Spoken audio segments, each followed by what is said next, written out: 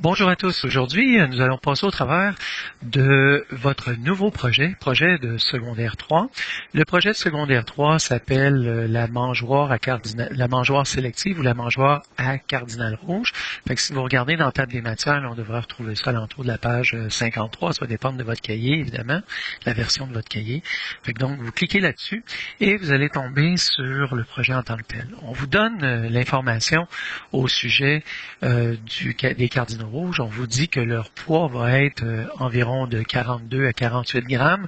Et l'objectif que vous devez faire, en fait, c'est à partir de la vue isométrique et des projections orthogonale à vue multiple, ben vous allez fabriquer dans un premier temps 7 mangeoires. Vous allez la fabriquer. Si vous regardez, les cotations sont déjà disponibles. C'est toute l'information dont vous devez disposer pour être capable de réaliser le projet. Mais évidemment, là, un petit peu plus loin, vous allez voir, je vous donne une gamme de fabrication pour vous aider là-dedans. Mais seulement avec cette image-là, c'est suffisant pour réaliser la mangeoire à cardinal rouge. Ou plutôt la mangeoire, celle-là, c'est la mangeoire de base. Hein? Bon. Si je vous ramène au projet maintenant, l'ensemble du projet, c'est qu'on vous dit qu'à partir d'une mangeoire comme celle-ci, vous allez vouloir que uniquement les cardinaux rouges s'alimentent à cette mangeoire-là. Qu'est-ce qu'on va faire? C'est qu'on va remplacer tout simplement l'acrylique qui se trouve être devant par un autre système, un système que quand l'oiseau va se déposer dessus, un mécanisme va permettre à l'oiseau d'ouvrir la trappe et d'accéder au grain. Quand il va partir du perchoir, quand il va s'envoler, à ce moment-là, la position va revenir à sa position de départ, ou plutôt le mécanisme va revenir à sa position de départ et le grain ne sera plus accessible par aucun oiseau. Fait que donc ça, c'est le but de l'ensemble de la SAE. La SAE va se faire en plusieurs parties. La première partie va être si je descends un petit peu plus bas, ça va être justement d'essayer de trouver des mécanismes qui pourraient faire ce travail-là. Fait que donc, je vous demande d'une façon individuelle et non pas en équipe, de tenter de choisir des mécanismes, 4 mécanismes différents. En fait, il y a beaucoup de mécanismes de transmission ou de transformation du mouvement qui peuvent être capables de faire le travail qui vous est demandé.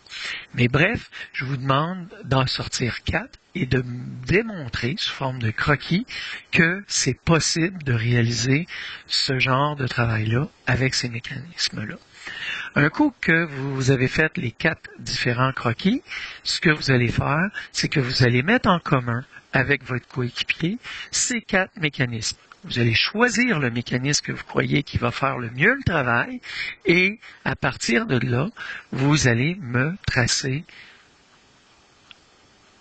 un schéma de principe et un schéma de construction. Schéma de principe, rappelez-vous, ce sont les forces et les mouvements. Schéma de construction, les matériaux, les liaisons qui vont être entre les pièces. Fait que donc, ça, c'est la première partie du travail. Ça se fait en une période. Fait que donc, je vais juste vous amener quelques informations qui vont vous aider à passer au travers de cette première période-là. Bon, ici, j'ai tracé une vue oblique là, du devant de la mangeoire. Et ce qu'on veut, c'est tout simplement remplacer le panneau d'acrylique par quelque chose d'autre qui va avoir un trou qui va permettre à l'oiseau de venir s'alimenter. Mais évidemment, ça sous-entend que le trou il est obstrué par quelque chose. Donc ici, là, je vais juste supposer que le trou il se trouve être un petit peu plus haut dans ce cas-ci. Donc ici, vu qu'il est obstrué par quelque chose, ça veut dire qu'il est caché, je le mets en ligne tiretée pour évidemment démontrer qu'il est derrière quelque chose. Maintenant, je vais utiliser, moi, un système de roue de friction pour vous montrer le fonctionnement. OK? Donc, j'imagine une roue de friction qui est ici, puis une seconde roue de friction en dessous. Si je pense à un système de roue de friction, qu'est-ce que je sais par rapport à ça? C'est qu'un système de roue de friction, supposons que ça, c'est la roue motrice, et que j'applique ici, là, ce que je vais faire, c'est que je vais installer un petit perchoir sur la roue motrice. La force, l'oiseau va venir se percher sur le perchoir. Donc, la force va être appliquée au perchoir.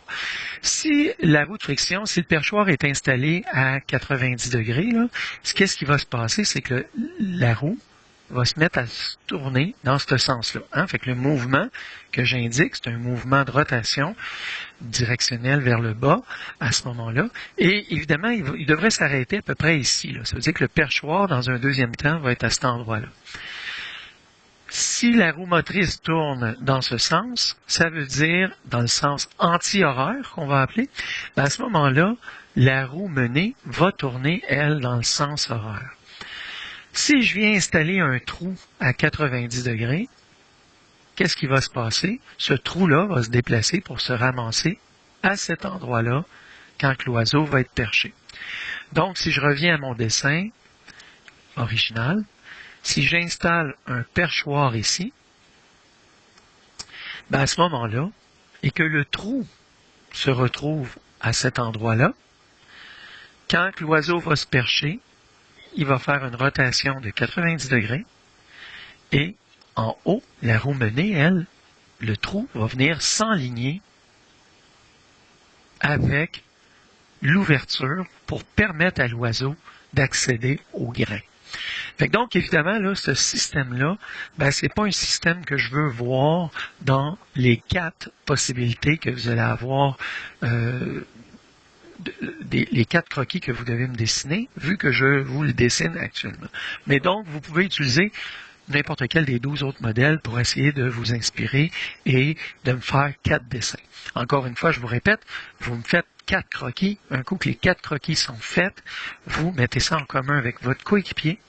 Quand vous avez choisi le croquis qui vous intéresse de réaliser avec la mangeoire à cardinal rouge, c'est celle-là que vous allez passer à l'étape suivante pour faire le schéma de principe et le schéma de construction.